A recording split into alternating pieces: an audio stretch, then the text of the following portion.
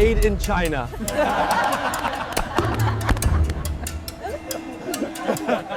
جی ہاں، made in China. یہ مذاق میرے اور آپ سمیت پوری دنیا نے اڑایا ہے، لیکن کیا آپ جانتے ہیں کہ آج چائنا کہاں پہنچ چکا ہے؟ آئیے جانتے ہیں اس تفصیلی ویڈیو میں۔ ذرا ایک لمحے کے لیے اپنی آنکھیں بند کریں اور 1950 کی دہائی کے چین کا تصور کریں۔ ایک ایسا ملک جو پوری طرح ٹوٹ چکا تھا، جہاں غربت کا یہ عالم تھا کہ کروڑوں لوگ 2 وقت کی روٹی کے لیے ترستے تھے، جہاں ٹیکنالوجی کے نام پر ٹوٹی ہوئی سائیکلیں تھیں اور معیشت کا سارا دار و مدار کھیتوں میں ہل چلانے والے کسانوں پر تھا۔ دنیا اسے حقارت سے ایشیا کا بیمار آدمی یعنی دی سک مین آف ایشیا کہتی تھی۔ مغرب کے اخبارات پیشن گوئیاں کرتے تھے کہ یہ ملک کبھی اپنے پاؤں پر کھڑا نہیں ہو سکے گا اور یہ بھوک اور خانہ جنگی میں ختم ہو جائے گا۔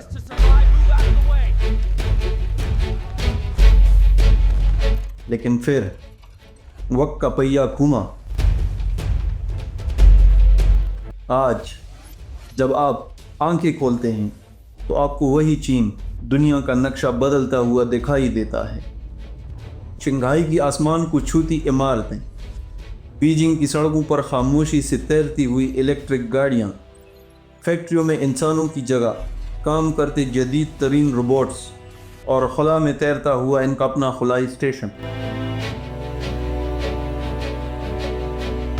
صرف 40 سے 50 سالوں میں، جو کہ انسانی تاریخ میں پلک جھپکنے کے مترادف ہے، چین نے غربت کے گڑھے سے نکل کر سپر پاور بننے تک کا سفر طے کیا۔ یہ انسانی تاریخ کا سب سے بڑا معاشی معجزہ ہے۔ آخر یہ سب کیسے ہوا؟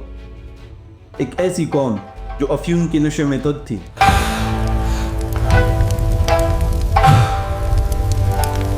وہ آرٹیفیشل انٹیلیجنس کی لیڈر کیسی بن گئی؟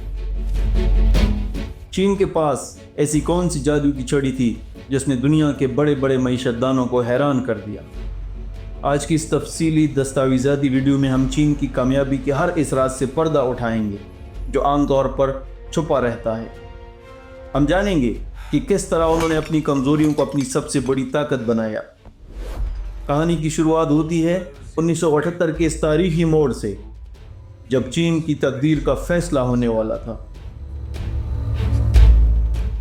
ماؤ زے تونگ کے دور کے بعد چین ایک بند کمرے کی طرح تھا، جہاں نہ ہوا آ سکتی تھی نہ روشنی۔ لیکن پھر اقتدار سنبھالا ایک چھوٹے قد لیکن بلند حوصلے والے لیڈر ڈنگ شیاؤپنگ نے۔ ڈنگ نے چین کی کمیونسٹ پارٹی کے سامنے ایک ایسا نظریہ رکھا جس نے سب کو ہلا کر رکھ دیا۔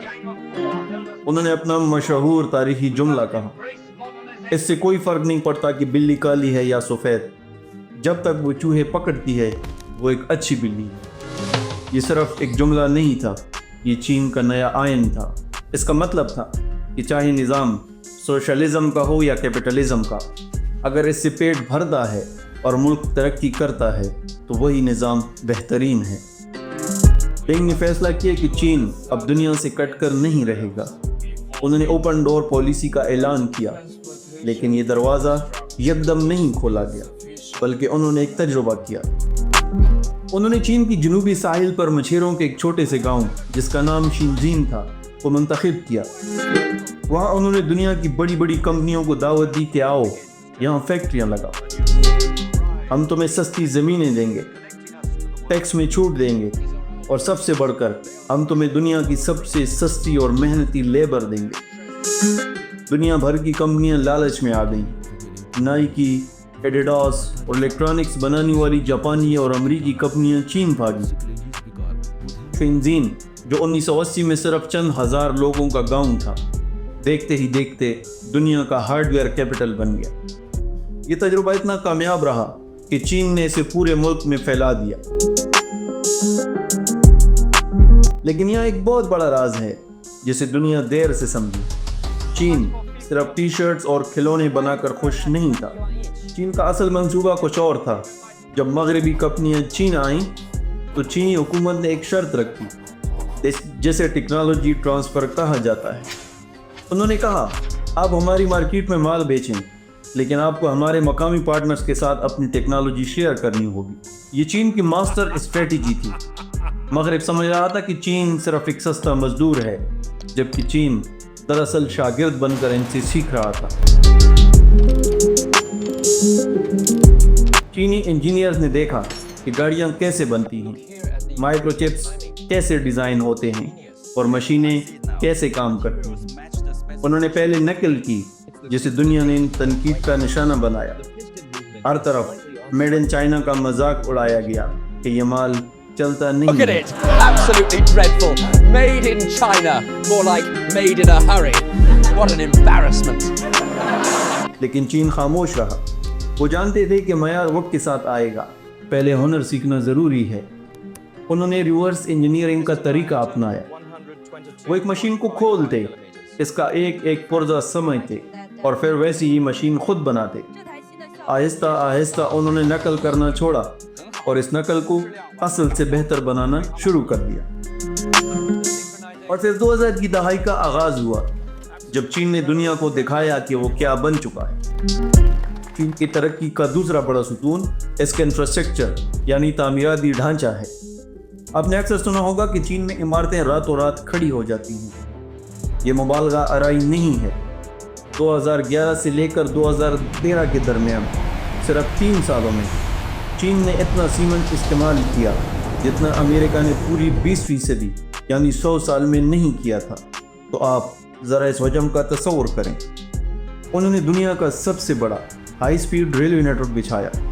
آج چین میں 40,000 کلومیٹر سے زیادہ لمبی پٹریاں بچھی ہوئی ہیں، جن پر 350 کلومیٹر فی گھنٹہ کی رفتار سے بلٹ ٹرینیں دوڑتی ہیں۔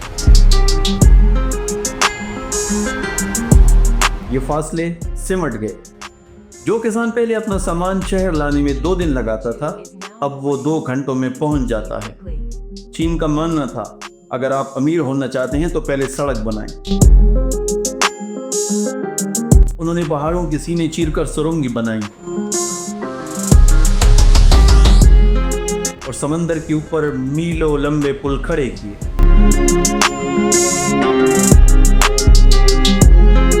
گزشتہ 15 سالوں میں چین نے اپنی حکمت عملی کو میڈ ان چائنا سے بدل کر کریٹڈ ان چائنا کر دیا ہے۔ یعنی اب ہم صرف جوڑیں گے نہیں بلکہ ہم ایجاد کریں گے۔ ان کی سب سے بڑی مثال ٹیلی کمیونیکیشن اور 5G ٹیکنالوجی ہے۔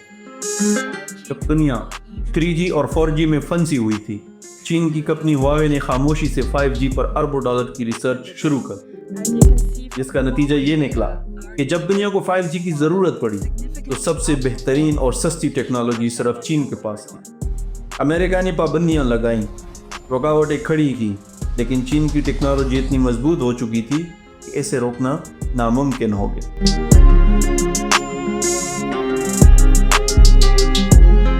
آج دنیا کے بیشتر ممالک میں 5G کا انفراسٹرکچر چینی کمپنیوں کا مرہون منت ہے۔ کارباریائی الیکٹرک گاڑیوں کی دنیا سمجھتی تھی کہ گاڑیوں کے انجن بنانے میں جرمنی، جاپان اور امریکہ کا کوئی مقابلہ نہیں کر سکتا۔ چین نے سمجھداری کا مظاہرہ کیا۔ انہوں نے کہا ہم پرانے انجن بنانے میں ان کا مقابلہ نہیں کریں گے، ہم مستقبل کی گاڑی خود بنائیں گے۔ انہوں نے بیٹری ٹیکنالوجی پر فوکس کیا اور آج صورتحال یہ ہے کہ دنیا کی سب سے بڑی الیکٹرک کار کمپنی BYD چین کی ہے۔ ایلون مسک کی ٹیسلا بھی چین کے بغیر نہیں چل سکتی، کیونکہ الیکٹرک گاڑیوں کا دل یعنی ان کی بیٹریاں بنانے میں چین کا کنٹرول پوری دنیا پر 70% سے زیادہ ہے۔ لیتھیم سے لے کر کوبالٹ تک خام مال کی سپلائی چین کے ہاتھ میں۔ لیکن چین یہی نہیں رکا، اگلا محاذ آرٹیفیشل انٹیلیجنس اور ڈیٹا کا تھا۔ یاد رکھیں AI کی خوراک ڈیٹا ہے۔ جتنا زیادہ ڈیٹا ہوگا کمپیوٹر اتنا ہی ذہین ہوگا۔ چین کے پاس 140 کروڑ لوگ ہیں۔ جب یہ آبادی اپنے اسمارٹ فونز استعمال کرتے ہیں، WeChat پر پیمنٹ کرتے ہیں، تو ڈیٹا کا ایک طوفان پیدا ہوتا ہے۔ چین نے اس ڈیٹا کو استعمال کرتے ہوئے ایسے الگوریدمز بنائے ہیں جو چہرہ پہچاننے میں دنیا میں سب سے آگے ہیں۔ آج چین کے شہروں میں آپ مسکرا کر ادائیگی کر سکتے ہیں اور آپ کو بٹوے یا موبائل کی بھی ضرورت نہیں ہے۔ اس ترقی کے پیچھے ایک اور بڑا ہاتھ ان کے تعلیمی نظام کا ہے۔ چین نے یہ سمجھ لیا تھا کہ عمارتیں اور مشینیں انسان بناتے ہیں، اس لیے سب سے پہلے انسانوں کو بنانا ہوگا۔ انہوں نے سائنس، ٹیکنالوجی، انجینئرنگ اور ریاضی کی تعلیم کو قومی ترجیح بنایا۔ ہر سال چین میں لاکھوں انجینئرز گریجویٹ ہوتے ہیں۔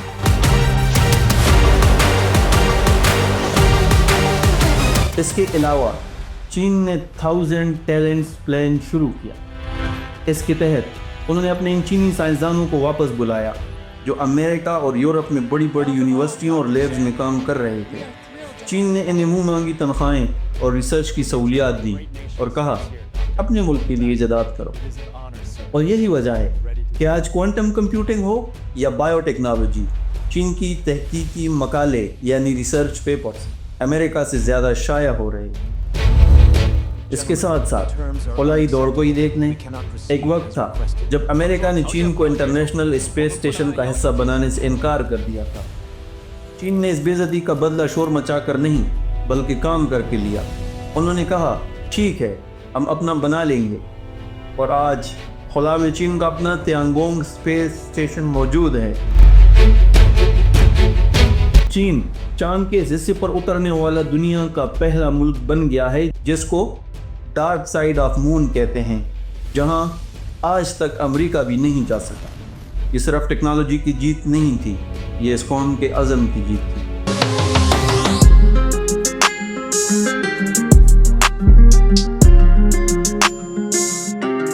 اتنی کامیابیوں کے بعد ایسا نہیں ہے کہ چین کو چیلنجز کا سامنا نہیں ہے۔ چین کی آبادی اب تیزی سے بوڑھی ہو رہی ہے، ان کی لیبر مہنگی ہو رہی ہے، اور امریکہ کے ساتھ ان کی تجارتی جنگ، ٹریڈ وار شدت اختیار کر چکی ہے۔ لیکن چین نے ان مسائل کا حل بھی ٹیکنالوجی میں ڈھونڈ لیا ہے۔ اگر انسان کم ہیں تو وہ فیکٹریوں میں انڈسٹریل روبوٹس لگا رہے ہیں۔ چین آج دنیا میں روبوٹس کا سب سے بڑا خریدار اور بنانے والا ملک ہے۔ وہ اپنی معیشت کو کوانٹٹی سے کوالٹی کی طرف لے جا رہے ہیں۔ اب وہ دنیا کے لیے سستی چیزیں بنانے والی فیکٹری نہیں رہنا چاہتے، بلکہ وہ دنیا کا دماغ بننا چاہتے ہیں جو معیار اور ایجادات طے کرے۔ ان کا بیلٹ اینڈ روڈ انیشیٹو اسی سلسلے کی ایک کڑی ہے جس کے ذریعے وہ قدیم شاہراہ ریشم کو جدید انداز میں زندہ کر رہے ہیں اور دنیا کی تجارت کا مرکز دوبارہ چین کو بنا رہے ہیں۔ اس پوری کہانی سے ہمیں یہ سبق ملتا ہے کہ چین کی ترقی کوئی حادثہ نہیں تھی، یہ ایک سوچی سمجھی منصوبہ بندی، شدید محنت اور لانگ ٹرم ویژن کا نتیجہ ہے۔ جہاں باقی دنیا کے سیاستدان اگلے 5 سال کے الیکشن کا سوچتے ہیں، وہاں پر چینی قیادت اگلی 50 سالہ نسل کا سوچتی ہے۔ آپ کو چین کی اس حکمت عملی میں سب سے حیران کن بات کون سی لگی؟ اپنی قیمتی رائے کا اظہار نیچے کمنٹ سیکشن میں ضرور کیجیے گا۔ اگر آپ کو یہ دستاویزی کاوش اور ہماری ریسرچ پسند آئی ہے تو ویڈیو کو لائک کریں اور اپنے دوستوں کے ساتھ شیئر کریں تاکہ علم کا یہ سفر جاری رہ سکے۔ چینل کو سبسکرائب کرنا مت بھولیے گا کیونکہ اگلی ویڈیو میں ہم ایک اور سپر پاور کے عروج و زوال کی کہانی لے کر آئیں گے۔ اپنے اور اپنے پیاروں کا خیال رکھیے۔ اللہ حافظ۔